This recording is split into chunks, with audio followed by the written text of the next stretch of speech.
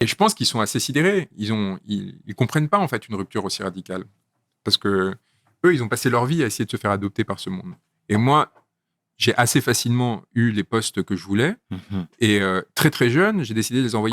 Et là, du coup, en fait, pour des gens qui ont fait la moitié de ce que j'ai fait à 40-45 ans, après de longs efforts et après avoir léché les fesses de je sais pas combien de personnes, d'avoir vendu leur dignité, voir quelqu'un qui débarque en leur disant mais vous êtes des nazes, enfin, c'est indécent ce que vous faites, de vous compromettre comme ça, de vendre vos idées, de vous soumettre à ce système existant. Ils le prennent mal. Enfin, ils le prennent mal parce que ça les remet en question existentiellement, dans leur estime de soi, à tous les niveaux, en fait, c'est hyper destructeur pour eux.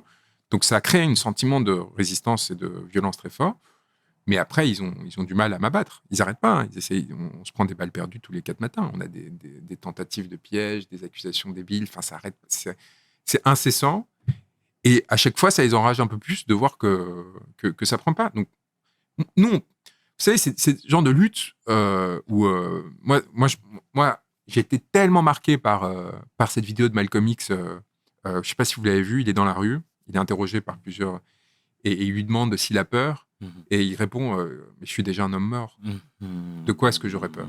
Ça, c'est cardinal dans ma vie. Vous voyez, se dire, mais ils peuvent pas m'intimider. Moi, je considère que à partir du moment où j'ai commencé à travailler avec Wikileaks, qu'on s'est pris dans la gueule tous les services de renseignement du monde avec une violence extraordinaire, etc., que ça a détruit ma vie intime, personnelle, professionnelle et compagnie, ça vous libère en même temps. Vous êtes là, ok. Vous avez voulu pousser jusqu'au bout, vous voulez m'accuser de viol, vous voulez y aller, ok, on va y aller.